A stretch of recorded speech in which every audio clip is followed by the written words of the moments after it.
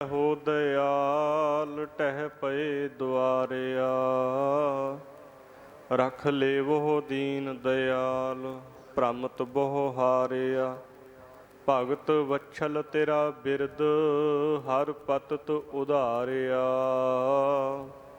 तुझ बिन नाही कोय बिनो मोहे सारिया। कर गह लिहो दयाल सागर संसारिया।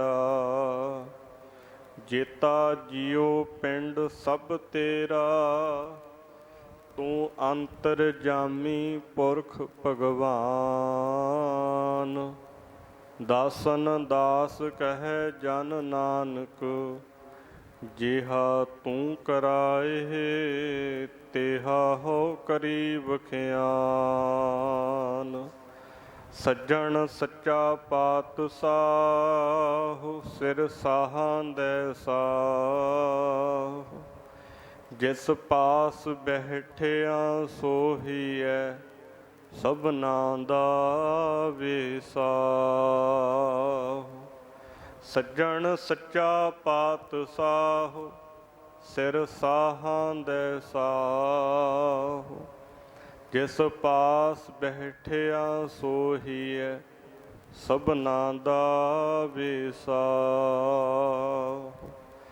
सतनाम वाहिगुरु साहिब जीओ।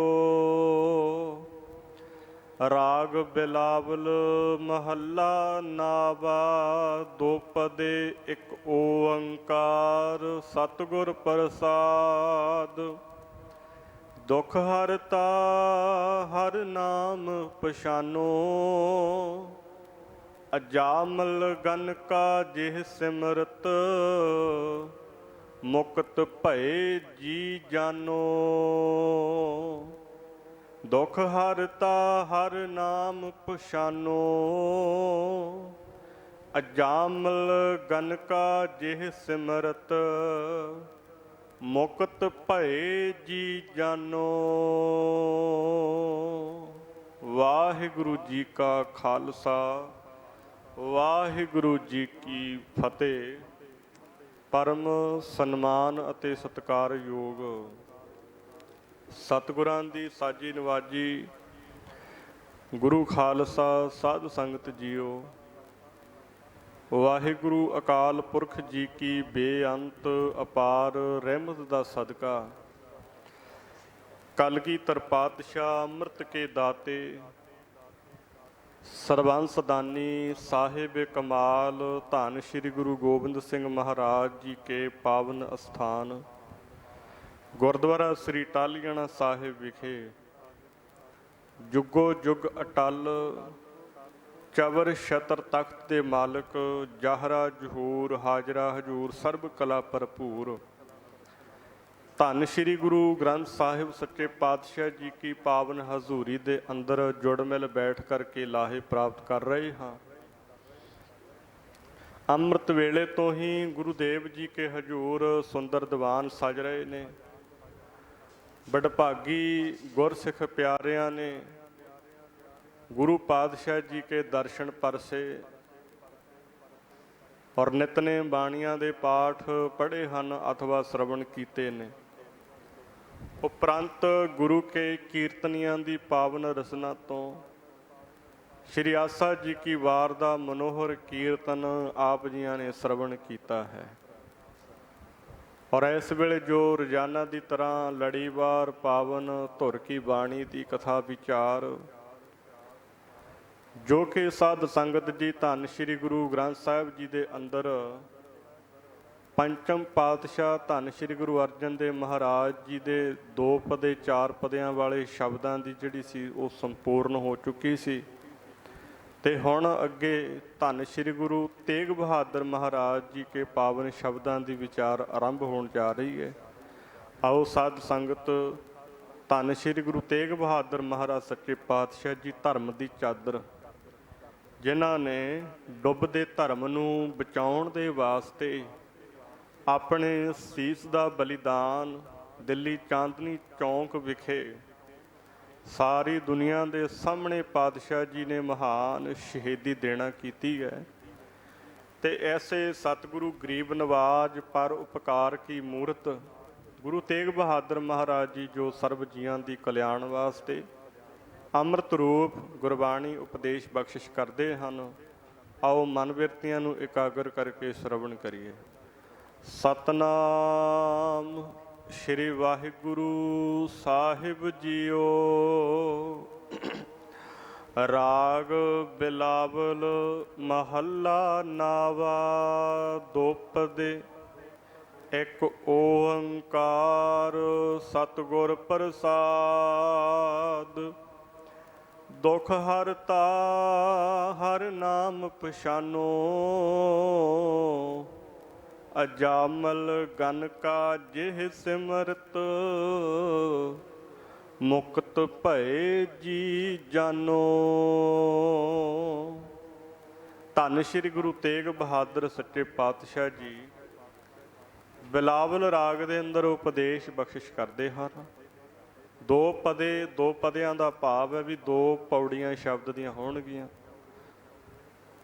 ਤੇ ਇੱਕ ਓੰਕਾਰ ਸਤਿਗੁਰ ਪ੍ਰਸਾਦ ਮੰਗਲ ਕੀਤਾ। ਪਰਮੇਸ਼ਰ ਵਾਹਿਗੁਰੂ ਇੱਕ ਹੈ, ਸਮੂਹ ਦਾ ਪ੍ਰਕਾਸ਼ਕ ਹੈ ਅਤੇ ਉਹ ਸਤ ਚੇਤਨ ਆਨੰਦ ਸਰੂਪ ਐਸਾ ਅਕਾਲ ਪੁਰਖ ਵਾਹਿਗੁਰੂ ਸਤਿਗੁਰ ਪ੍ਰਸਾਦ ਸਤਿਗੁਰੂ ਦੀ ਕਿਰਪਾ ਦੇ ਨਾਲ ਪ੍ਰਾਪਤ ਹੁੰਦਾ ਹੈ।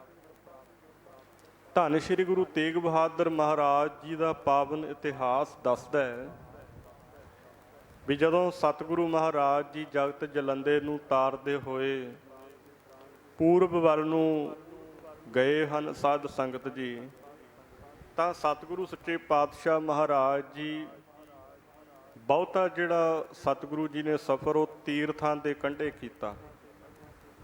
ਭਾਵ ਤੀਰਥਾਂ ਤੇ ਜਿਹੜੇ ਲੋਕ ਸੀ ਉਹਨਾਂ ਵੇਲਿਆਂ ਦੇ ਵਿੱਚ ਤੇ ਲੋਕ ਮੰਨਦੇ ਤਾਂ ਵੀ ਤੀਰਥ ਤੇ ਜਾਣਾ ਤਾਂ ਹੈ ਵੀ ਉੱਥੇ ਜਾ ਕੇ ਆਪਣੇ ਪਾਪ ਦੂਰ ਕਰੀਏ, ਪਰ ਜਿਹੜੇ ਤੀਰਥਾਂ ਤੇ ਜਾ ਕੇ ਉਹ ਸਗੋਂ ਵੱਧ ਪਾਪ ਕਮਾਉਂਦੇ ਆ। ਉਹਦਾ ਕਾਰਨ ਕੀ ਹੁੰਦਾ? ਉਹਦਾ ਕਾਰਨ ਇਹ ਹੁੰਦਾ ਵੀ ਉਹ ਅਗਿਆਤ ਹੁੰਦੇ ਆ। ਉਹਨਾਂ ਨੂੰ ਇਹ ਨਹੀਂ ਪਤਾ ਵੀ ਤੀਰਥ ਤੇ ਜਾਣਾ ਕਾਹਦੇ ਵਾਸਤੇ ਹੈ, ਬਿਲਕੁਲ ਹੀ ਨਹੀਂ ਪਤਾ ਹੈ। ਤੇ ਸਾਧ ਸੰਗਤ ਆਪਾਂ ਵੀ ਕੋਈ ਬਹੁਤੇ ਖੁਸ਼ ਨਾ ਹੋਈਏ ਵੀ ਸਾਨੂੰ ਪਤਾ ਹੈ ਤੀਰਥ ਤੇ ਕਿਵੇਂ ਜਾਈਦਾ। ਅਸਲ ਦੇ ਪਤਾ ਤੇ ਸਾਨੂੰ ਵੀ ਨਹੀਂ ਲੱਗਿਆ। ਸਾਨੂੰ ਵੀ ਨਹੀਂ ਪਤਾ ਲੱਗਿਆ ਵੀ ਗੁਰੂ ਦੇ ਘਰ ਜਾ ਕੇ ਆਹ ਜੰਗਲਿਆਂ ਦੇ ਨਾਲ ਧਾਗੇ ਬੰਨਣੇ ਆ ਜਾਂ ਫਿਰ ਗੁਰੂ ਦਾ ਬਚਨ ਜਿਹੜਾ ਉਹ ਹਿਰਦੇ ਨਾਲ ਬੰਨਣਾ ਹੈ। ਅਸੀਂ ਬਸ ਰੱਖੜੀ ਬਣਾ ਕੇ ਬੰਨ੍ਹ ਕੇ ਵੀ ਆਹ ਸਾਡਾ ਗੁਰੂ ਗ੍ਰੰਥ ਸਾਹਿਬ ਜੀ ਸਾਡਾ ਵੀਰ ਬਣ ਗਿਆ, ਹੁਣ ਇਹ ਸਾਡੀ ਰੱਖਿਆ ਕਰੂਗਾ। ਅੱਛਾ, ਉਂਝ ਕੋਈ ਗੁਰੂ ਗ੍ਰੰਥ ਸਾਹਿਬ ਦਾ ਬਚਨ ਨਹੀਂ ਮੰਨਣਾ ਤੇ ਸਾਧ ਸੰਗਤ ਜੀ ਆਪਾਂ ਸੋਚ ਕੇ ਦੇਖੀਏ ਵੀ ਜਿਹੜੀ ਭੈਣ ਆਪਦੇ ਵੀਰ ਦਾ ਕੋਈ ਕਿਹਾ ਮੰਨੇ ਹੀ ਨਾ ਤੇ ਉਹ ਆਖੇ ਵੀਰਾ ਮੇਰੀ ਰੱਖਿਆ ਕਰ ਤੇ ਵੀਰ ਰੱਖਿਆ ਕਰ ਦੂ। ਜਦੋਂ ਭੈਣ ਨੇ ਵੀਰ ਦਾ ਕੋਈ ਹੁਕਮ ਮੰਨਿਆ ਹੀ ਨਹੀਂ ਹੈ ਫਿਰ ਕਿਵੇਂ ਰੱਖਿਆ ਹੋਵੇ?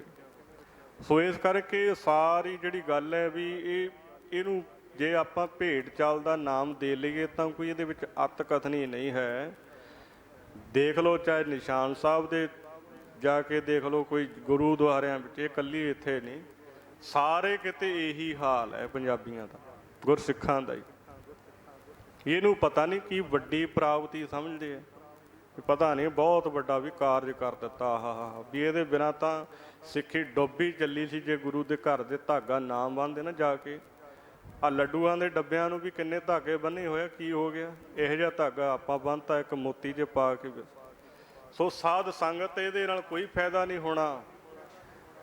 ਪਰ ਇੱਥੇ ਉਹ ਲੋਕ ਧੰਨ ਸ਼੍ਰੀ ਗੁਰੂ ਤੇਗ ਬਹਾਦਰ ਮਹਾਰਾਜ ਜੀ ਜਿਨ੍ਹਾਂ ਨੂੰ ਸਮਝਾਉਣ ਦੇ ਵਾਸਤੇ ਗਏ ਹੈ ਤੇ ਆਪਾਂ ਵੀ ਉਹਨਾਂ ਲੋਕਾਂ ਦੇ ਵਿੱਚੋਂ ਹੀ ਜਿਹੜੇ ਹਾਲੇ ਤੱਕ ਨਹੀਂ ਸਮਝੇ। ਤੇ ਗੁਰੂ ਤੇਗ ਬਹਾਦਰ ਜੀ ਕਿਉਂਕਿ ਸਮਝੀਏ ਤੇ ਤਦ ਜੇ ਗੁਰੂ ਦੀ ਬਾਣੀ ਨੂੰ ਸੁਣਿਆ ਹੋਵੇ। ਹੁਣ ਇੱਥੇ ਜਿਹੜੀ ਸੰਗਤ ਆਉਂਦੀ ਹੈ ਨਾ ਰੋਜ਼ਾਨਾ ਜਿਹੜੀ ਕਥਾ ਵਿਚਾਰ ਸੁਣਦੀ ਹੈ, ਉਹਨਾਂ ਦੇ ਵਿੱਚੋਂ ਕੋਈ ਨਹੀਂ ਇਸ ਤਰ੍ਹਾਂ ਕਰਦਾ, ਕਿਉਂਕਿ ਉਹਨਾਂ ਨੂੰ ਪਤਾ ਰੋਜ਼ ਆਉਂਦੇ ਆ, ਉਹ ਗੁਰਬਾਣੀ ਨਾਲ ਜੁੜੇ ਆ, ਬਾਣੀ ਦੀ ਵਿਚਾਰ ਨੂੰ ਸਮਝਦੇ ਆ। ਜਿਹੜੇ ਆਉਂਦੇ ਨਵੇਂ ਜਿਹਨਾਂ ਨੂੰ ਪਤਾ ਹੀ ਕੁਛ ਨਹੀਂ, ਬਾਣੀ ਦੀ ਵਿਚਾਰ ਕਦੇ ਨਹੀਂ ਸੁਣੀ, ਉਹ ਇਕੱਲੇ ਬਸ ਗੁਰੂਦੁਆਰੇ ਆਉਂਦੇ ਰੱਖੜੀ ਬੰਨ੍ਹਣ ਵਾਸਤੇ।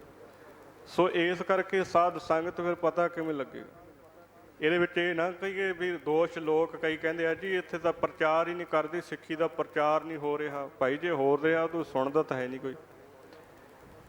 ਤੋ ਇਸ ਕਰਕੇ ਭਾਈ ਗੁਰਮੁਖ ਪਿਆਰਿਓ ਸਮਝਣ ਦੀ ਲੋੜ ਹੈ। ਅੱਜ ਦੇ ਸਮੇਂ ਦੇ ਵਿੱਚ ਸੁਣ ਤੇ ਬਹੁਤ ਕੁਝ ਲੈਂਦੇ ਆ, ਪਰ ਜੇ ਉਹਦੇ ਉੱਤੇ ਅਮਲ ਹੀ ਨਾ ਕੀਤਾ ਤੇ ਸਤਿਗੁਰੂ ਸੱਚੇ ਪਾਤਸ਼ਾਹ ਮਹਾਰਾਜ ਜੀ ਦੇ ਕੋਲ ਆ ਕੇ ਗੁਰੂ ਦੇ ਬਚਨਾਂ ਨੂੰ ਮੰਨੇ ਤੇ ਇਹ ਬਚਨ ਕਹੀਏ, ਮਹਾਰਾਜ ਤੂੰ ਮੇਰਾ ਰਾਖਾ ਸਭਨੀ ਥਾਈਂ ਤਾਂ ਭਉ ਕਿਹਾ ਕਾੜਾ ਜੀ। ਉਹ ਜਿਨ੍ਹਾਂ ਦਾ ਰਾਖਾ ਆਪ ਇਸ ਤਰ੍ਹਾਂ ਅਕਾਲ ਪੁਰਖ ਹੋ ਜਾਂਦਾ ਨਾ, ਇਹ ਸਾਧ ਸਾਂਝੀ ਫਿਰ ਉਹ ਰਾਖਾ ਐਸਾ ਬਣਦਾ ਵੀ ਕਿਤੇ ਲੋਕ ਅਤੇ ਪਰਲੋਕ ਵਿੱਚ ਤੱਤੀ ਵਾਰ ਨਹੀਂ ਲੱਗਣ ਦਿੰਦਾ।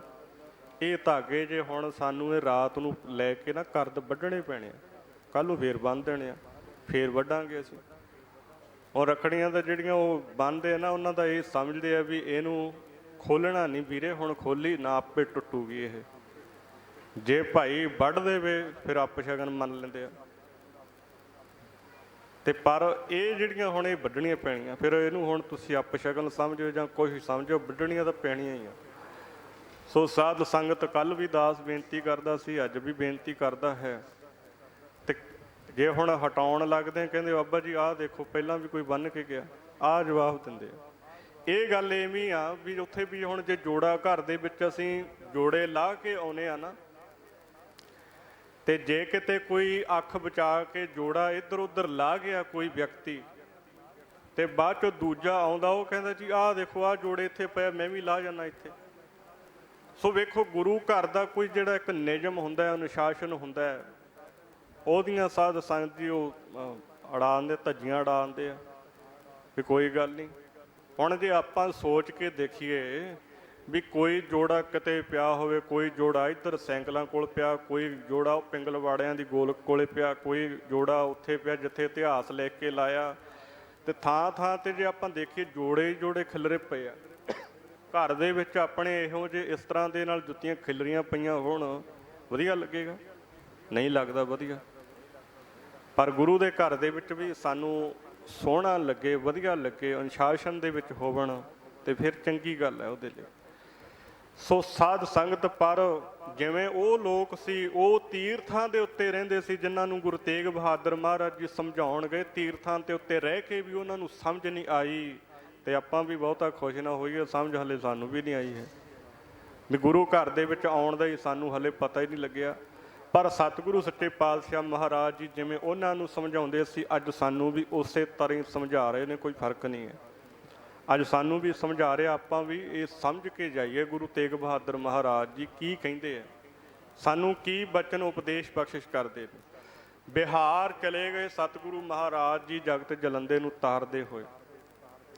ਬਿਹਾਰ ਦੀਆਂ ਸੰਗਤਾਂ ਨੇ ਬੇਨਤੀ ਕੀਤੀ ਕਿ ਸੱਚੇ ਪਾਤਸ਼ਾਹ ਜੀ ਸਾਡੇ ਦੁੱਖ ਹੈ ਜਿਹੜੇ ਉਹ ਨਹੀਂ ਮਿਟ ਰਹੇ ਹਨ, ਦੁੱਖ ਨਹੀਂ ਮਿਟਦੇ, ਕਿਰਪਾ ਕਰੋ ਸਾਡੇ ਦੁੱਖ ਮਿਟ ਜਾਣ।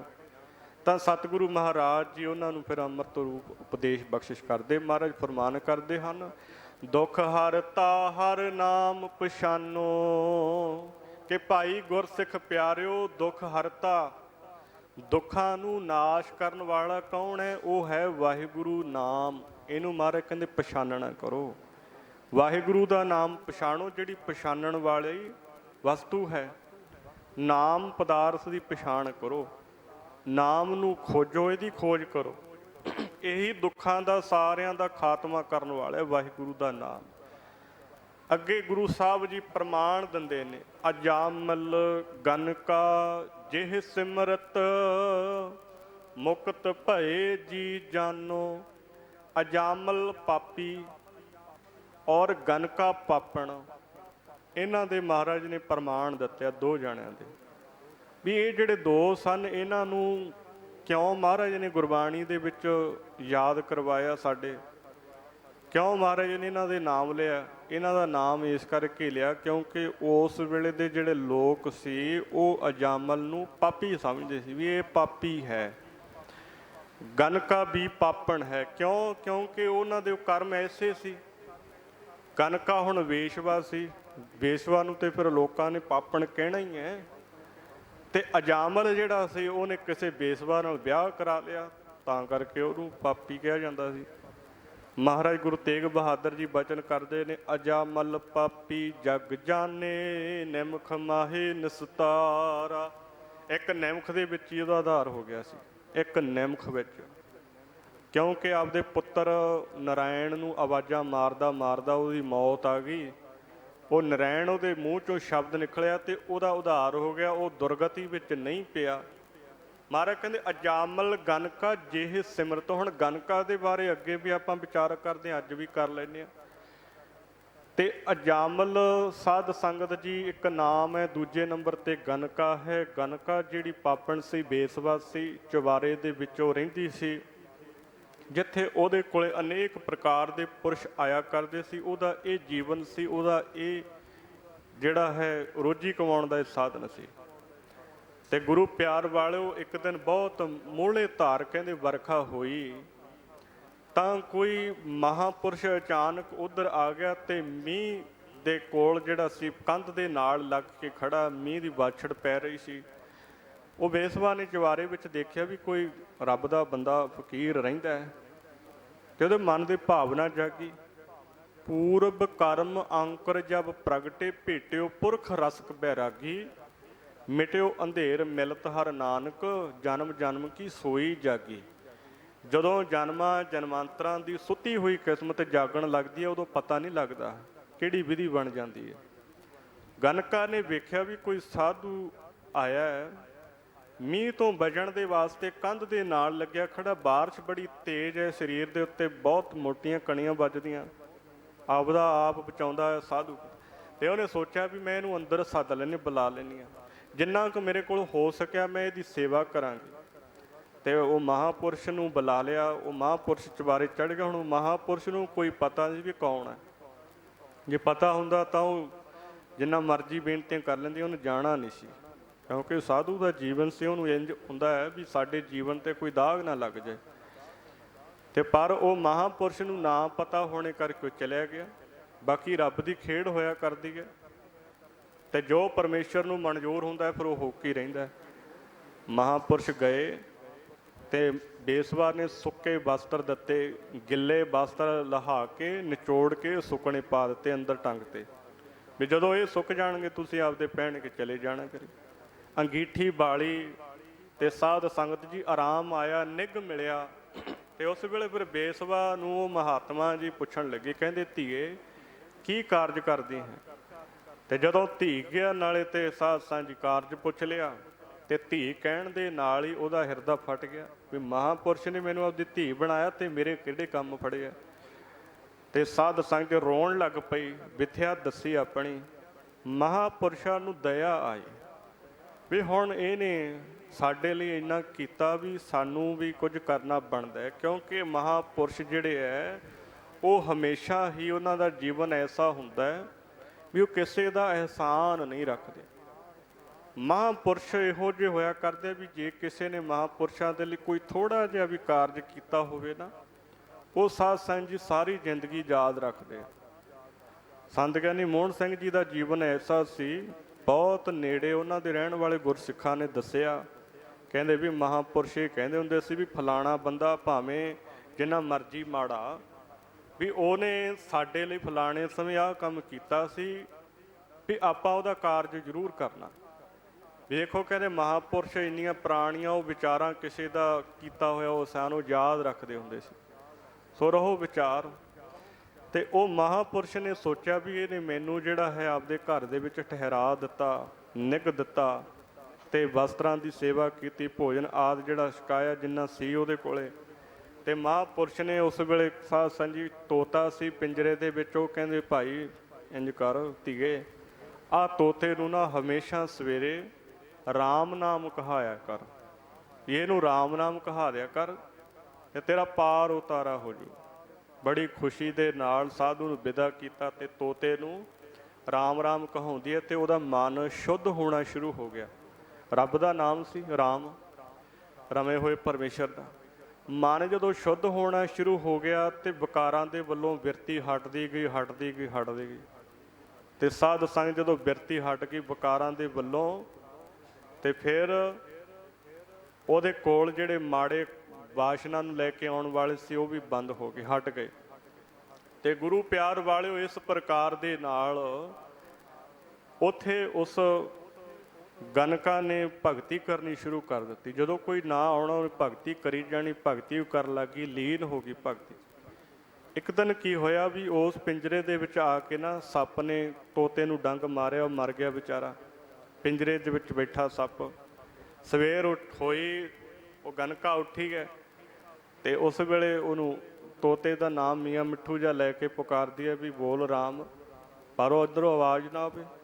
ਉਹਨੇ ਸੋਚਿਆ ਵੀ ਸੁੱਤਾ ਪਿਆ ਉਹਨਾਂ ਨੂੰ ਜਗਾਵਾਂ।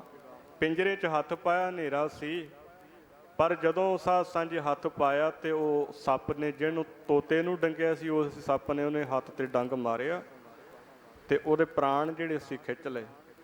ਉਸੇ ਵੇਲੇ ਕਹਿੰਦੇ ਵੀ ਜਿਹੜਾ ਰੱਬ ਦਾ ਨਾਮ ਉਹਦੀ ਰਸਨਾ ਤੇ ਹੋਣ ਕਰਕੇ ਭਾਈ ਗੁਰਦਾਸ ਜੀ ਨੇ ਪ੍ਰਮਾਣ ਲਿਖ ਦਿੱਤਾ ਵੀ ਗਨਕਾ ਗਈ ਬਬਾਣ ਚੜ੍ਹ, ਵੀ ਗਨਕਾ ਜਿਹੜੀ ਸੀ ਉਹ ਬਬਾਣ ਦੇ ਉੱਤੇ ਚੜ੍ਹ ਕੇ ਗਈ ਹੈ, ਜਿਹੜੇ ਬਬਾਣ ਦੇ ਉੱਤੇ ਸਾਧੂ ਮਹਾਂਪੁਰਸ਼ ਪਰਲੋਕ ਨੂੰ ਜਾਂਦੇ ਆ।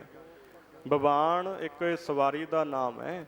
ਜਿਵੇਂ ਆਪਾਂ ਕਹਿ ਦਈਏ ਵੀ ਪਾਲਕੀਆਂ ਦੇ ਵਿੱਚ ਲੋਕ ਜਾਂਦੇ ਆ ਨਾ ਬਹਿ ਕੇ, ਤੇ ਲੋਕ ਬੜਾ ਆਦਰ ਕਰਦੇ ਆ, ਇਸੇ ਪ੍ਰਕਾਰ ਦੇ ਨਾਲ ਗਨਕਾ ਜਿਹੜੀ ਹੈ ਬਬਾਣਾ ਦੇ ਉੱਤੇ ਚੜ੍ਹ ਕੇ ਗਈ ਹੈ ਸਾਧ ਸੰਗਤ। ਵੇਖੋ ਐਸੀ ਉਹ ਭਗਤਣੀ ਹੋ ਨਿਬੜੀ ਰੱਬ ਦੀ, ਪਰਮੇਸ਼ਰ ਦਾ ਨਾਮ ਸਿਮਰ ਕੇ। ਮਹਾਰਾਜ ਕਹਿੰਦੇ ਅਜਾਮਲ ਗਨਕਾ ਜੇ ਸਿਮਰਤ ਮੁਕਤ ਭਏ ਜੀ ਜਾਨੋ। ਇਹਨਾਂ ਨੂੰ ਮਹਾਰਾਜ ਕਹਿੰਦੇ ਮੁਕਤ ਹੋਏ ਜਾਣ ਲਓ, ਕਿਉਂਕਿ ਵਾਹਿਗੁਰੂ ਦਾ ਨਾਮ ਇਹਨਾਂ ਨੇ ਧਿਆਇਆ ਹੈ। ਰਹਾਉ ਗੱਜ ਕੀ ਤਰਾਸ ਮਿੱਟੀ ਛਿਨ ਹੂ ਮਹਿ, ਜਬ ਹੀ ਰਾਮ ਬਖਾਨੋ। ਗੱਜ ਜਿਹੜਾ ਹਾਥੀ ਸੀ ਉਹਦੀ ਤਰਾਸ ਮਿਟ ਗਈ ਖਿਨਕ ਦੇ ਵਿੱਚ ਹੀ। ਜਬ ਹੀ ਰਾਮ ਬਖਾਨੋ, ਜਦੋਂ ਹੀ ਕਹਿੰਦੇ ਵਾਹਿਗੁਰੂ ਦਾ ਨਾਮ ਲੈਣਾ ਕੀਤਾ। ਗਜ ਦਾ ਵੀ ਜਿਹੜਾ ਗੁਰੂ ਤੇਗ ਬਹਾਦਰ ਜੀ ਨੇ ਆਪਣੀਆਂ ਰਚਨਾਵਾਂ ਦੇ ਵਿੱਚ ਬਹੁਤ ਜ਼ਿਕਰ ਕੀਤਾ। ਗਜ ਭਾਵ ਹੁੰਦਾ ਹਾਥੀ। ਹਾਥੀ ਦਾ ਮਹਾਰਾਜ ਸੱਚੇ ਪਾਤਸ਼ਾਹ ਜੀ ਨੇ ਜ਼ਿਕਰ ਕੀਤਾ। ਗਜ ਗਰਾਹ ਤੇ ਛੂਟਾ, ਵੀ ਗਜ ਵੀ ਗਰਾਹ ਤੋਂ ਛੁੱਟ ਗਿਆ। ਤੇ ਇਹਦੇ ਬਾਰੇ ਸਾਧ ਸੰਗਤ ਜੀ ਇੱਕ ਕਥਾ ਆਉਂਦੀ ਹੈ। ਕਹਿੰਦੇ ਵੀ ਇੱਕ ਚੰਦਰਕ ਮੁਨੀ ਹੋਇਆ। ਚੰਦਰਕ ਮੁਨੀ ਜਿਹੜਾ ਸੀ ਉਹ ਜਿੱਥੇ ਆਪਾਂ ਪਟਨਾ ਸਾਹਿਬ ਦੇ ਕੋਲ ਉਹ ਗੰਗਾ ਵਗਦੀ ਹੈ ਨਾ, ਉਸ ਗੰਗਾ ਦੇ ਦੂਜੇ ਪਾਸੇ ਉਹ ਚੰਦਰਕ ਮੁਨੀ ਦਾ ਸਥਾਨ ਸੀ। ਹਰ ਛੇਤਰ ਕਹਿੰਦੇ ਉਹਨੂੰ, ਹਰੀ ਹਰ ਛੇਤਰ। ਉੱਥੇ ਉਹਦੀ ਬਹੁਤ ਸੁੰਦਰ ਫੁੱਲਾਂ ਦੀ ਬਗੀਚੀ ਬਣਾਈ ਹੁੰਦੀ ਸੀ ਚੰਦਰਕ ਮੁਨੀ ਦੀ। ਤੇ ਉਹਦੀ ਮੁਨੀ ਦੇ ਵਿੱਚ ਬੈਠਾ ਸਾਧ ਸਾਂਝੀ ਕੁਟੀਆ 'ਚ ਬੈਠਾ ਸਾਧਨਾ ਕਰਦਾ ਹੈ ਚੰਦਰਕ ਮੁਨੀ। ਤੇ ਉੱਥੋਂ ਦਾ ਇੱਕ ਰਾਜਾ ਆਇਆ, ਹਾਥੀ ਦੇ ਉੱਤੇ ਚੜ੍ਹਿਆ ਹੋਇਆ ਸੀ, ਨਾਲ ਉਹਦੇ ਸਿਪਾਹੀ ਆਦਿਕ ਸੀਗੇ ਪਹਿਰੇਦਾਰ। ਤੇ ਉਹ ਫੁੱਲਾਂ ਦੀ ਬਗੀਚੀ ਨੂੰ ਦੇਖ ਕੇ ਦੂਰੋਂ ਉਧਰ ਨੂੰ ਆ ਗਿਆ। ਫੁੱਲਾਂ ਦੀ ਬਗੀਚੀ ਦੇਖੀ, ਹਾਥੀ ਆ ਵੜਿਆ ਫੁੱਲਾਂ ਦੀ ਬਗੀਚੀ। ਹਾਥੀ ਨੇ ਸੁੰਡ ਦੇ ਨਾਲ ਫੁੱਲ ਫਲ ਜੇ ਪੱਟ ਤੇ ਮਿੱਧ ਦਿੱਤੀਆਂ, ਵੇਲਾਂ ਬੁੱਲਾਂ ਤੋੜਤੀਆਂ। ਉਹ ਪੂਰਾ ਉਹਦੀ ਬਗੀਚੀ 'ਚ ਵਿਚਾਰੇ ਦੀ ਜਗਾਹ ਪਾਤਾ। ਤੇ ਸਾਧ ਸੰਗਤ ਜਦੋਂ ਮੁਨੀ ਨੇ ਦੇਖਿਆ ਵੀ ਇਹ ਰਾਜੇ ਨੇ ਤਾਂ ਬੜਾ ਉਪੱਦਰ ਕਰ ਦਿੱਤਾ, ਵੀ ਹਾਥੀ ਲਿਆ ਕੇ ਬਾੜਤਾ, ਮੇਰੀ ਇੰਨੀ ਮਿਹਨਤ ਸਾਰੀ ਖਰਾਬ ਕਰਤੀ, ਆ ਇੰਨੇ ਸੋਹਣੇ ਫੁੱਲ ਖਿੜੇ ਸੀ ਸਭ ਦਾ ਸਤਿਆਨਾਸ਼ ਕਰ ਦਿੱਤਾ। ਉਹ ਕਹਿੰਦੇ ਉਹ ਰਾਜਾ ਜਾ ਤੂੰ ਹਾਥੀ ਬਣੇਗਾ, ਹਾਥੀ ਵਾਂਗੂ ਜਿਹੜਾ ਭੂਤਰਿਆ ਫਿਰਦਾ। ਹਾਥੀ ਦਾ ਸਰਾਪ ਦੇਤਾ ਚੰਦਰਕ ਮੁਨੀ ਨੇ। ਉਹਦਾ ਭਰਾ ਸੀ, ਉਹ ਭਰਾ ਆਇਆ। ਭਰਾ ਨੂੰ ਪਤਾ ਲੱਗਿਆ ਵੀ ਇਸ ਮੁਨੀ ਨੇ ਮੇਰੇ ਭਰਾ ਨੂੰ ਹਾਥੀ ਕਹਿ ਦਿੱਤਾ। ਤੇ ਸਾਧ ਸੰਗਤ ਜੀ ਜਦੋਂ ਉਹ ਕਹਿੰਦੇ ਮੁਨੀ ਇਸ਼ਨਾਨ ਕਰਨ ਗਿਆ ਨਾ, ਤੇ ਉੱਥੇ ਉਹਦਾ ਭਰਾ ਰਾਜੇ ਦਾ ਲੁਕ ਕੇ ਬੈਠ ਗਿਆ। ਜਦੋਂ ਲੁਕ ਕੇ ਬੈਠਾ ਚੰਦਰਕ ਮੁਨੀ ਨੇ ਚੁੱਭਾ ਲਾਇਆ ਤੇ ਉਹਦੀ ਜਾ ਕੇ ਪਾਣੀ ਦੇ ਵਿੱਚ ਹੀ ਲੱਤ ਫੜ ਲਈ। ਲੱਤ ਫੜ ਕੇ ਖਿੱਚਣ ਲੱਗਾ, ਡੁਬੋਣ ਦਾ ਯਤਨ ਕੀਤਾ। ਤੇ ਉਸ ਵੇਲੇ ਚੰਦਰਕ ਮੁਨੀ ਨੇ ਰੌਲਾ ਪਾਤਾ ਵੀ ਗ੍ਰਾਹ ਗੀ, ਵੀ ਭਾਵ ਮੈਨੂੰ ਤੰਦੂਏ ਨੇ ਫੜ ਲਿਆ, ਤੰਦੂਏ ਨੇ ਫੜ ਲਿਆ, ਰੌਲਾ ਪਾਵੇ। ਥੋੜ੍ਹੀ ਦੇਰ ਬਾਅਦ ਉਹਨੇ ਛੱਡ ਦਿੱਤਾ ਰਾਜੇ ਦੇ ਭਰਾ ਨੇ ਚੰਦਰਕ ਮੁਨੀ ਨੂੰ। ਕਹਿੰਦਾ ਤੰਦੂਆ ਕੋਈ ਨਹੀਂ, ਮੈਂ ਆਇਆ ਸੀ, ਮੈਂ ਤੇਰੀ ਲੱਤ ਫੜੀ ਆ, ਤੂੰ ਮੇਰੇ ਭਰਾ ਨੂੰ ਸ਼ਰਾਪ ਦਿੱਤਾ ਤਾਂ ਕਰਕੇ ਮੈਂ ਤੇਰੀ ਲੱਤ ਖਿੱਚਦਾ। ਤਾਂ ਉਸ ਵੇਲੇ ਉਹ ਸਾਧੂ ਨੇ ਜਿੱਥੇ ਉਹਦੇ ਭਰਾ ਨੂੰ ਸ਼ਰਾਪ ਦਿੱਤਾ ਉਹਨੂੰ ਵੀ ਕਹਿ ਦਿੱਤਾ ਜਾ ਤੂੰ ਵੀ ਗ੍ਰਾਹਗੀ ਬਣੇਗਾ। ਤੇ ਇਸ ਪ੍ਰਕਾਰ ਦੇ ਨਾਲ ਸਾਧ ਸੰਗਤ ਜਦੋਂ ਇਹ ਗੱਲਾਂ ਹੋ ਗਈਆਂ, ਕਹਿੰਦੇ ਫਿਰ ਉਹ ਦੋਵੇਂ ਭਰਾ ਜਿਹੜੇ ਸਨ, ਰਾਜਾ ਤੇ ਉਹਦਾ ਭਰਾ, ਉਹ ਹਾਥੀ ਤੇ ਤੰਦੂਆ ਬਣੇ। ਤੇ ਇਹ ਤੇ ਸੀ ਇੱਕ ਕਥਾ।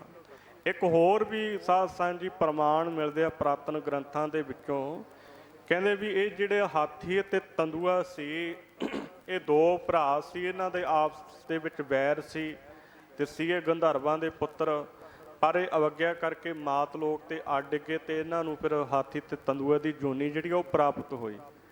ਤੇ ਗੁਰੂ ਪਿਆਰ ਵਾਲਿਓ ਜਦੋਂ ਇਸ ਪ੍ਰਕਾਰ ਦੇ ਨਾਲ ਧਰਤੀ ਤੇ ਆਏ ਕਹਿੰਦੇ, ਤੇ ਉਹ ਜਦੋਂ ਹਾਥੀ ਜਿਹੜਾ ਸੀ ਉਹ ਨਦੀ ਤੇ ਨਹਾਉਣ ਗਿਆ ਤੇ ਉਸ ਵੇਲੇ ਤੰਦੂਏ ਨੇ ਆ ਕੇ ਹਾਥੀ ਦੀ ਲੱਤ ਫੜ ਲਈ, ਪਾਣੀ ਦੇ ਵਿੱਚ ਖਿੱਚਣ ਲੱਗ ਗਿਆ। ਤੰਦੂਏ ਦੀਆਂ ਜਿਹੜੀਆਂ ਕਹਿੰਦੇ ਤਾਰਾਂ ਹੁੰਦੀਆਂ 14-15 ਫੁੱਟ ਤੱਕ ਲੰਮੀਆਂ ਹੁੰਦੀਆਂ, ਜਿਹੜਾ ਉਹ ਕਿਸੇ ਵੀ ਜਾਨਵਰ ਨੂੰ ਪਾਣੀ 'ਚ ਖਿੱਚ ਕੇ ਲੈ ਜਾਂਦਾ ਹੈ।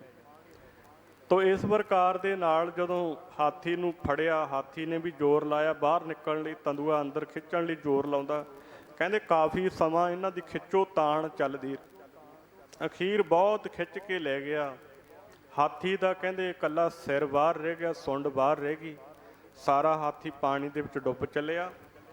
ਉਸੇ ਵੇਲੇ ਰੱਬ ਦੀ ਨੇਤ ਇਹਨੂੰ ਕੁਝ ਦਿਮਾਗ ਦੇ ਵਿੱਚ ਆਇਆ। ਹਾਥੀ ਤੇ ਪਾਣੀ ਦੇ ਉੱਤੇ ਫੁੱਲ ਤਰਦਾ ਆ ਰਿਹਾ ਸੀ, ਫੁੱਲ ਤਰਦਾ ਆ ਰਿਹਾ ਸੀ ਤੇ ਉਹ ਫੁੱਲ ਨੂੰ ਸੁੰਡ ਦੇ ਵਿੱਚ ਚੁੱਕ ਕੇ ਆਕਾਸ਼ ਵੱਲ ਨੂੰ ਕਰਕੇ ਕਹਿੰਦਾ, ਹਾਥੀ ਪੁਕਾਰ ਕਰਦਾ ਵੀ ਰੱਬਾ ਤੇਰੇ ਚਰਨਾਂ ਵਿੱਚ ਆਹ ਫੁੱਲ ਭੇਟ ਕਰਦਾ, ਮੇਰੀ ਜਿੰਦ ਬਚਾ ਲੈ। ਉਸ ਵੇਲੇ ਕਹਿੰਦੇ ਵਿਸ਼ਨੂੰ ਨੇ ਆਪਦੇ ਸੁਦਰਸ਼ਨ ਚੱਕਰ ਦੇ ਨਾਲ ਉਹ ਤੰਦੂਏ ਦੀਆਂ ਤਾਰਾਂ ਨੂੰ ਕੱਟ ਦੇਣਾ ਕੀਤਾ ਤੇ ਉਹਦੀ ਹਾਥੀ ਦੀ ਜਾਨ ਬਚਾ ਦਿੱਤੀ। ਤੇ ਉਹ ਪ੍ਰਮਾਣ ਵੇਖੋ ਸਤਿਗੁਰੂ ਤੇਗ ਬਹਾਦਰ ਮਹਾਰਾਜ ਨੇ ਬਾਣੀ ਦੇ ਵਿੱਚ ਦਿੱਤਾ ਵੀ ਗੱਜ ਕੀ ਤਰਾਸ ਮਿਟੀ ਛਿਨ ਹੂ ਮਹਿ ਜਬ ਹੀ ਰਾਮ ਬਖਾਨੋ। ਜਦੋਂ ਕਹਿੰਦੇ ਰੱਬ ਦਾ ਨਾਮ ਲਿਆ ਉਦੋਂ ਹੀ ਛਿਨ ਦੇ ਵਿੱਚ ਹੀ ਜਿਹੜੀ ਹੈ ਹਾਥੀ ਦੀ ਤਰਾਸ, ਹਾਥੀ ਦਾ ਡਰ ਉਹ ਮਿਟ ਗਿਆ। ਨਾਰਦ ਕਹਿਤ ਸੁਣਤ ਧਰੂ ਬਾਰਕ ਭਜਨ ਮਾਹੇ ਲਪਟਾਨੋ। ਤੇ ਅਗਲਾ ਪ੍ਰਮਾਣ ਗੁਰੂ ਤੇਗ ਬਹਾਦਰ ਸੱਚੇ ਪਾਤਸ਼ਾਹ ਜੀ ਦੇਣਾ ਕਰਦੇ ਨੇ। ਨਾਰਦ ਕਹਿਤ, ਨਾਰਦ ਮੁਨੀ ਜਿਹੜਾ ਸੀ ਕਹਿਤ, ਉਹ ਕਹਿੰਦਾ ਹੈ ਕਿਹਨੂੰ? ਸੁਣਤ ਧਰੂ ਬਾਰਕ। ਧਰੂ ਜਿਹੜਾ ਸੀ ਇਹਨੂੰ ਮਤਰੇਈ ਮਾਂ ਨੇ ਥੱਪੜ ਮਾਰਿਆ, ਕਹਿੰਦੀ ਜੇ ਤੂੰ ਰਾਜੇ ਦੀ ਗੋਦ 'ਚ ਬਹਿਣਾ ਤਾਂ ਮੇਰੀ ਕੁੱਖੋਂ ਜਨਮ ਲੈਂਦਾ। ਤੇ ਸਾਧ ਸੰਗਤ ਰੋਂਦਾ ਹੋਇਆ ਘਰੇ ਗਿਆ ਮਾਂ ਕੋਲੇ। ਮਾਂ ਨੂੰ ਕਹਿੰਦਾ ਮਾਂ ਤੂੰ ਰਾਣੀ ਹੈ ਕਿ ਗੋਲੀ? ਕਹਿੰਦੀ ਸੀ ਤਾਂ ਪਟਰਾਣੀ, ਪਰ ਮੈਂ ਭਗਤੀ ਨਹੀਂ ਕੀਤੀ, ਇਸ ਕਰਕੇ ਮੇਰੀ ਹਾਲਤ ਗੋਲੀਆਂ ਵਰਗੀ ਹੋ ਗਈ। ਪੁੱਤ ਜਿਹੜੇ ਰੱਬ ਦੀ ਭਗਤੀ ਕਰਦੇ ਹੁੰਦੇ ਆ ਉਹਨਾਂ ਨੂੰ ਰਾਜ ਮਿਲਦਾ, ਕਿਉਂਕਿ ਉਹ ਪੁੱਛਦਾ ਸੀ ਨਾ, ਮਾਤਾ ਕਿਸ ਉਦਮ ਤੇ ਰਾਜ ਮਿਲੇ, ਸ਼ਤਰੂ ਤੇ ਹੋਵਣ ਸਭ ਮੀਤਾ। ਤੇ ਪੁੱਤਰ ਪਰਮੇਸ਼ਰ ਆਰਾਧੀਏ ਜਦੂ ਹੋਈ ਹੈ ਪਤਿਤ ਪੁਨੀਤਾ। ਵੀ ਰੱਬ ਨੂੰ ਧਿਆਉਣਾ ਕਰ, ਫਿਰ ਪਤਿਤਾਂ ਤੋਂ ਪਵਿੱਤਰ ਹੋ ਜਾਈਦਾ। ਤੇ ਸਾਧ ਸੰਗਤ ਜੀ ਘਰੋਂ ਉੱਠ ਕੇ ਚਲੇ ਗਿਆ। 5 ਸਾਲ ਦੀ ਆਯੂ ਧਰੂ ਭਗਤ ਜੀ ਦੀ। ਤੇ ਰਸਤੇ ਵਿੱਚ ਨਾਰਦ ਮੁਨੀ ਨੇ ਸਮਝਾਇਆ, ਉਹ ਕਹਿੰਦੇ ਘਰੇ ਮੁੜ ਜਾ ਕਾਕਾ, ਤੈਨੂੰ ਜੰਗਲ 'ਚ ਸ਼ੇਰ ਬਘਿਆੜ ਖਾ ਜਾਣਗੇ। ਤੇ ਉਹ ਕਹਿੰਦਾ ਨਹੀਂ ਮੈਂ ਤਾਂ ਜਾਣਾ ਹੀ ਨਹੀਂਗਾ। ਤੇ ਸਾਧ ਸੰਗਤ ਪੱਕੀ ਠਾਣ ਲਈ। ਫਿਰ ਨਾਰਦ ਕਹਿੰਦਾ ਕੀ ਕਵੇਂਗਾ? ਕਹਿੰਦਾ ਜੀ ਮੈਂ ਗੁਰੂ ਤਾਂ ਧਾਰਨ ਕੀਤਾ ਹੀ ਨਹੀਂ। ਫਿਰ ਨਾਰਦ ਨੂੰ ਗੁਰੂ ਧਾਰਨ ਕੀਤਾ। ਨਾਰਦ ਨੇ ਉਹਨੂੰ ਉਪਦੇਸ਼ ਦਿੱਤਾ ਧਰੂ ਭਗਤ ਨੂੰ, ਗੁਰੂ ਵਾਲਾ ਬਣ ਕੇ ਫਿਰ ਜੰਗਲ 'ਚ ਭਗਤੀ ਕਰਨ ਗਿਆ। ਇੱਧਰੋਂ ਨਾਰਦ ਗਿਆ ਉਹਦੇ ਪਿਓ ਕੋਲ, ਉਹ ਕਹਿੰਦਾ ਤੇਰਾ ਪੁੱਤਰ ਜੰਗਲ 'ਚ ਭਗਤੀ ਕਰਨ ਗਿਆ, ਤੂੰ ਇੱਥੇ ਸੁੱਤਾ ਪਿਆ, ਤੈਨੂੰ ਪਤਾ ਕਿਸੇ ਗੱਲ ਦਾ? ਉਹ ਕਹਿੰਦਾ ਕੀ ਗੱਲ ਹੋਈ? ਕਹਿੰਦਾ ਰਾਜ ਭਾਗ ਚਾਹੁੰਦਾ ਤੇਰਾ ਪੁੱਤਰ। ਤੇ ਉਹ ਕਹਿੰਦਾ ਵੀ ਅੱਧਾ ਰਾਜ ਮੈਂ ਹੁਣੇ ਦੇ ਦਿੰਦਾ। ਕਹਿੰਦੇ ਰਾਜਾ ਗਿਆ ਆਪਦੇ ਪੁੱਤਰ ਧਰੂ ਕੋਲੇ, ਪੁੱਤਰ ਘਰ ਆ ਜਾ, ਤੈਨੂੰ ਅੱਧਾ ਰਾਜ ਭਾਗ ਦੇ ਦਿੰਦੇ ਆ। ਧਰੂ ਕਹਿੰਦਾ ਵੀ ਮੈਂ ਹਾਲੇ ਤਾਂ ਭਗਤੀ ਕਰਨ ਵੀ ਨਹੀਂ ਲੱਗਿਆ, ਅੱਧਾ ਰਾਜ ਭਾਗ ਮੈਨੂੰ ਹੁਣੇ ਹੀ ਮਿਲ ਰਿਹਾ। ਵੀ ਜੇ ਕਿਤੇ ਭਗਤੀ ਮੈਂ ਕਰਨ ਲੱਗ ਗਿਆ ਤੇ ਮੈਨੂੰ ਪਤਾ ਨਹੀਂ ਕੀ ਕੁਝ ਮਿਲੇਗਾ, ਅੰਦਾਜ਼ਾ ਹੀ ਨਹੀਂ। ਇਸ ਕਰਕੇ ਮੈਨੂੰ ਇਹ ਵਿਸ਼ਵਾਸ ਹੋਏ ਭਗਤੀ ਦੇ ਨਾਲ ਹੋਰ ਵੀ ਬਹੁਤ ਕੁਝ ਮਿਲੂ। ਤੇ ਸਾਧ ਸੰਗਤ ਉਸ ਵੇਲੇ ਭਗਤੀ ਕੀਤੀ। ਧਰੂ ਭਗਤ ਜੀ ਨੇ ਕਹਿੰਦੇ ਪਰਮੇਸ਼ਰ ਵਾਹਿਗੁਰੂ ਸਾਖਸ਼ਾਤ ਦਰਸ਼ਨ ਦਿੱਤੇ 6 ਮਹੀਨਿਆਂ ਦੇ ਵਿੱਚ ਹੀ। 6 ਮਹੀਨਿਆਂ ਦੇ ਵਿੱਚ ਹੀ ਭਗਤੀ ਪੂਰੀ ਹੋ ਗਈ ਭਗਤ ਧਰੂ ਸਾਹਿਬ ਦੀ। ਤੇ 35,000 ਵਰਾ ਆਗਰੇ ਦੀ ਧਰਤੀ ਤੇ ਰਾਜ ਕੀਤਾ। ਪੁਰਾਣੇ ਯੁੱਗਾਂ ਦੀ ਗੱਲ ਹੈ ਸਾਧ ਸੰਗਤ। ਤੇ ਉਹਦਾ ਪ੍ਰਮਾਣ ਵੇਖੋ ਗੁਰੂ ਤੇਗ ਬਹਾਦਰ ਮਹਾਰਾਜ ਜੀ ਬਚਨ ਕਰਦੇ ਆ ਵੀ ਨਾਰਦ ਕਹਿਤ ਸੁਨਤ ਧਰੂ ਬਾਰਕ ਭਜਨ ਮਾਹੇ ਲਪਟਾਨੋ। ਉਹ ਭਜਨ ਦੇ ਵਿੱਚ ਲਿਪਟ ਗਿਆ ਨਾਰਦ ਦਾ ਉਪਦੇਸ਼ ਸੁਣ ਕਰਕੇ। ਮਹਾਰਾਜ ਕਹਿੰਦੇ ਗੁਰੂ ਗ੍ਰੰਥ ਸਾਹਿਬ ਜੀ ਦੇ ਵਿੱਚ ਇੱਕ ਹੋਰ ਪੰਕਤੀ ਆਉਂਦੀ ਹੈ, ਪ੍ਰਮਾਣ ਆਉਂਦਾ ਹੈ ਵੀ 5 ਬਰਖ ਕੋ ਅਨਾਥ ਧਰੂ ਬਾਰਕ ਹਰ ਸਿਮਰਤ ਅਮਰ ਅਟਾਰੇ। ਵੀ ਵਾਹਿਗੁਰੂ ਨੂੰ ਸਿਮਰ ਕੇ ਉਹ ਅਟਲ ਪਦਵੀ ਨੂੰ ਪ੍ਰਾਪਤ ਕਰ ਗਿਆ ਹੈ। ਅਚਲ, ਅਮਰ, ਨਿਰਭੈ ਪਦ ਪਾਇਓ ਜਗਤ ਜਾਹੇ ਹੈਰਾਨੋ।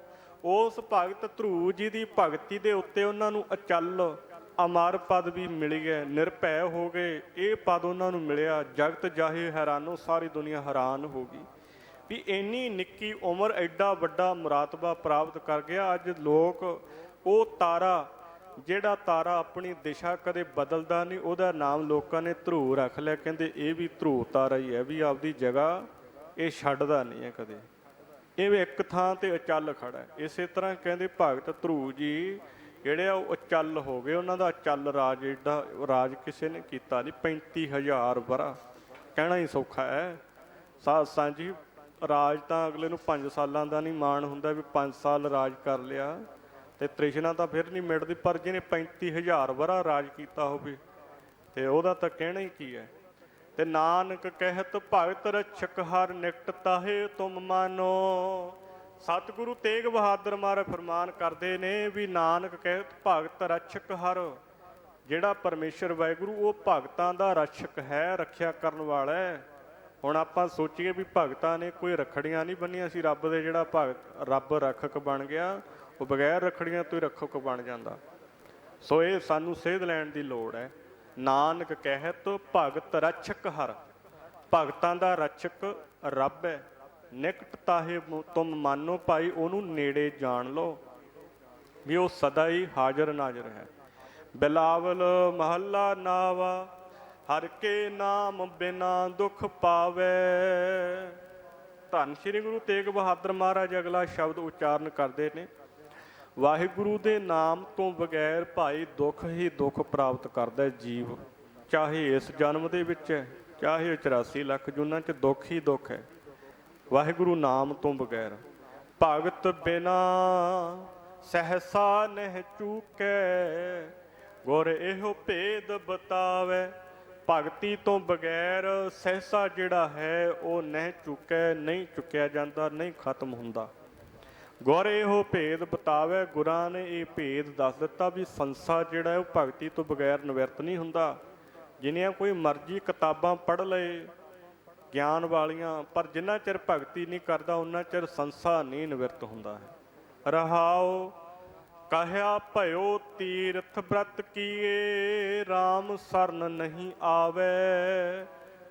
ਅਸਥਾਈ ਵਿਸ਼ਰਾਮ ਦੇ ਕੇ ਸਤਿਗੁਰੂ ਦੇਵ ਜੀ ਅੱਗੇ ਕਥਨ ਕਰਦੇ ਹਨ, ਕਹਾ ਭਇਓ ਤੀਰਥ ਬ੍ਰਤ ਕੀਏ। ਭਾਈ ਕੀ ਹੋਇਆ ਜੇ ਤੀਰਥਾਂ ਦੇ ਉੱਤੇ ਵਰਤ ਦਾਨ ਆਦ ਕੀਤੇ। ਤੀਰਥਾਂ ਦੇ ਉੱਤੇ ਜਿਹੜਾ ਵਰਤ ਦਾਨ ਜਿੰਨਾ ਮਰਜ਼ੀ ਕੋਈ ਕਰੀ ਜਾਵੇ ਕੋਈ ਫਾਇਦਾ ਨਹੀਂ ਹੈ। ਤੀਰਥਾਂ ਦੇ ਉੱਤੇ ਜਿੰਨਾ ਮਰਜ਼ੀ ਦਾਨ ਪੁੰਨ ਕਰੀ ਜਾਵੇ ਕੋਈ ਫਾਇਦਾ ਨਹੀਂ, ਜਿੰਨੀਆਂ ਮਰਜ਼ੀ ਰੱਖੜੀਆਂ ਬੰਨੀ ਜਾਓ ਕੋਈ ਫਾਇਦਾ ਨਹੀਂ। ਇਹ ਜਿੰਨਾ ਚਿਰ ਰਾਮ ਸ਼ਰਨ ਨਹੀਂ ਆਵੇ, ਜਿੰਨਾ ਚਿਰ ਵਾਹਿਗੁਰੂ ਦੀ ਸ਼ਰਨ ਦੇ ਵਿੱਚ ਨਹੀਂ ਕੋਈ ਆਉਂਦਾ। ਕਹਾਂ ਭਇਓ ਕੀ ਹੋਵੇਗਾ, ਕੁਝ ਵੀ ਨਹੀਂ ਹੋਣਾ। ਇਹ ਗੱਲਾਂ ਸਾਰੀਆਂ ਸਾਧ ਸਾਂਝੀ ਫਜ਼ੂਲ ਨੇ। ਕਹਾ ਭਇਓ ਕੀ ਕਰ ਲਿਆ, ਤੀਰਥਾਂ ਦੇ ਉੱਤੇ ਜਾ ਕੇ ਨਹਾ ਲਏ, ਵਰਤ ਰੱਖ ਲਏ, ਕੋਈ ਫਾਇਦਾ, ਕੋਈ ਫਾਇਦਾ ਨਹੀਂ। ਰਾਮ ਸ਼ਰਨ ਨਹੀਂ ਆਵੇ, ਵਾਹਿਗੁਰੂ ਦੇ ਨਾਮ ਦੀ ਸ਼ਰਨ ਦੇ ਵਿੱਚ ਜਿੰਨਾ ਚਿਰ ਕੋਈ ਨਹੀਂ ਆਉਂਦਾ।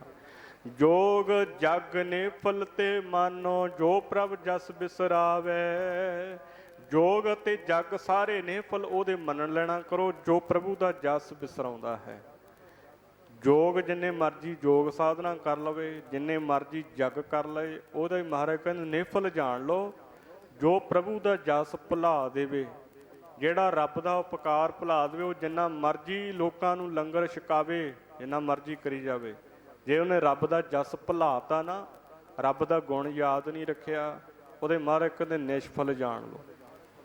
ਵੇਖੋ ਇੰਨਾ ਸਤਿਗੁਰੂ ਸੱਚੇ ਪਾਤਸ਼ਾਹ ਜੀ ਸਾਨੂੰ ਸਮਝਾਉਣਾ ਕਰਦੇ।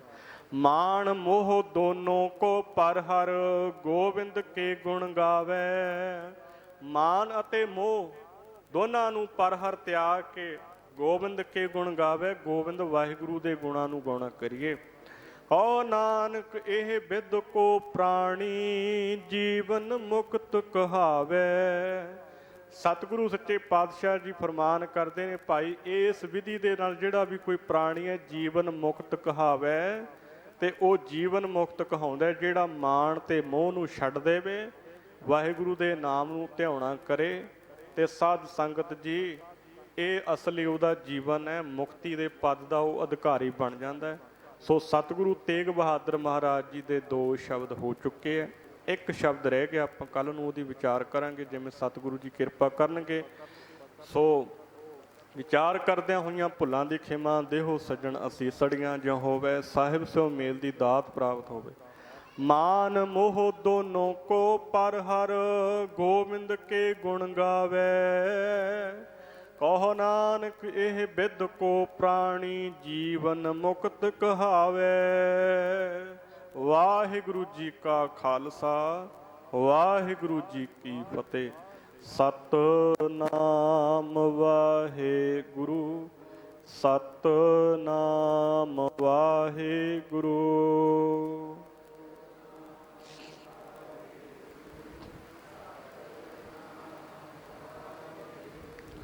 ਸਤਿਨਾਮ